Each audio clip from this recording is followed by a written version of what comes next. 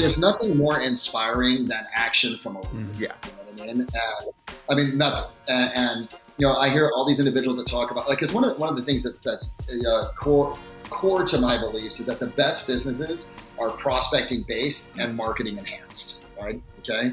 Like at the core is this fundamental discipline of some type of lead generation or calling, for an hour or two, or some people 3 hours a day, right? And, the great leaders say, I'm going to get in the trenches with you right now. I'm going to make calls, right? And we talk about Preston, we talk about his team and Tripp and the entire leadership crew over there. They implemented, when I was working with them, they implemented what's called lead gen with leadership. Yeah. And so they said, hey, we want to get our team prospecting more. I said, well, how much time are you spending prospecting with them? They're like, well, no. I said, what about this? And so now what they have, and I think they're still doing it, is people can opt in and they get this chance to be able to 10 people, 10 of their team can actually prospect with the leadership or with one of the leaders at that time. And, and then the leaders are prospecting with them alongside. And then they're saying, oh, I just got this appointment.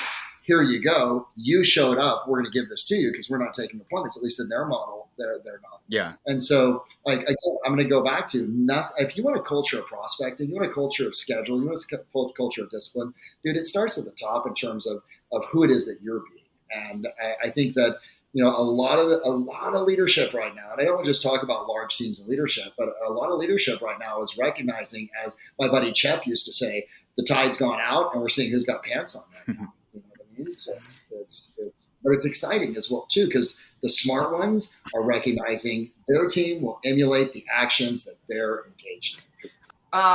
In terms of the coaching arena right now, so I'm new to the coaching side of things, but I've always said that the reason why I feel like I can coach is because I'm still selling. I'm still in the trenches. I'm still out there. I see when things are changing. So I like that concept of just making sure that, the people leading the teams are actually doing the thing too. Because it's one thing to just tell people you should be doing this. It's another thing to be showing them. And I think that's just a good observation I'm glad that you're supportive of that. Yeah, for sure. Well, I just think about my kids, you know what I mean? They emulate who I am. They don't emulate what I say. Yeah. It's so, and not saying that team members are children, but they're going to emulate. They're going to monkey see, monkey do. This episode is sponsored by Follow Up Boss, and I know you, Justin, and Lindsay both know that I made the switch about a year ago to Follow Up Boss. From being in one CRM for the last 13 years.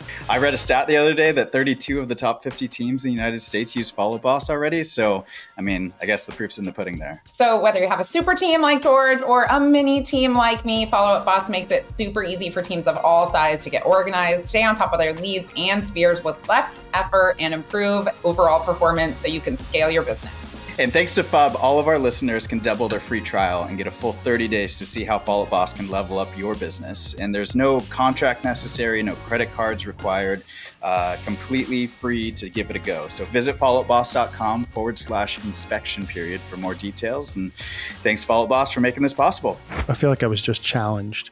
I'm like, gosh, I got to get in there with the trenches, get in there with my team and do some prospecting. It's been months, maybe more than a year since I've been prospecting side by side the team. But I can tell you the team leaders that I admire are the ones that are doing that, right? The ones that are beating me on per agent productivity, that they have these militant sales organizations in a way.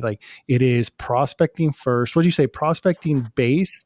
Prospect-based marketing enhanced. Right? So, I get in the details of marketing all the time.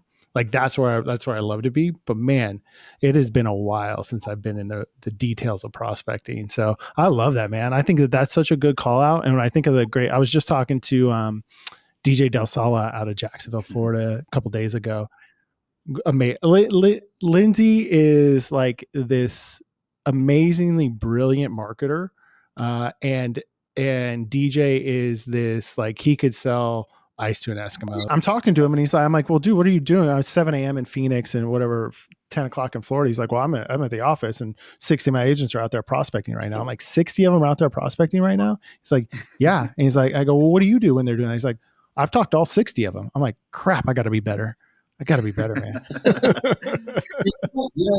There's a young man young for me, 52, but I've known him for years. I've known him since he was 16 years old. His name's Kevin Sturdivant. He sells in Newport Beach, California. And if you don't, he's worth connecting with. I think they did 850 million with it. He's got a single office brokerage, and about 350 to 400 million was his team.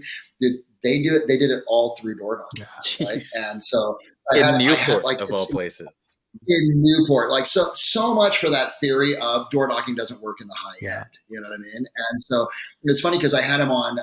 We have this subscription based model called G3 Nation. I had him on. He's like, dude, I'm running 2 minutes late. I just got done with a Mojo session, like dialing, and I've got to have an organic break before I actually come in. I'm like, dude, I love that. You're actually still at that level, doing what it is that got you there in the first place. And I think a lot of people look at, hey, I'm going to get to this place where I don't have to do all the stuff that got me there in the first place. Yeah. And then all of a sudden the team, and to your point, Laughton, the team's per person productivity goes down. Mm-hmm. And more importantly than anything else, you get these large mega teams and we all applaud them and kudos and whatever, but their margins are so slim, man. I remember one time at KW, Gary talking about like, hey, if you're doing 11 to 14% margins, like that's where you're going to be with these larger teams. And I was like, what, man, that is a recipe for market shift change.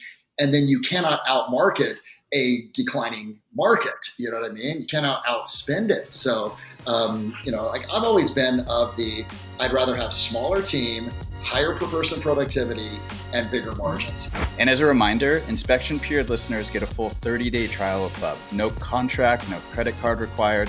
Just go to followitboss.com/inspection period for more details.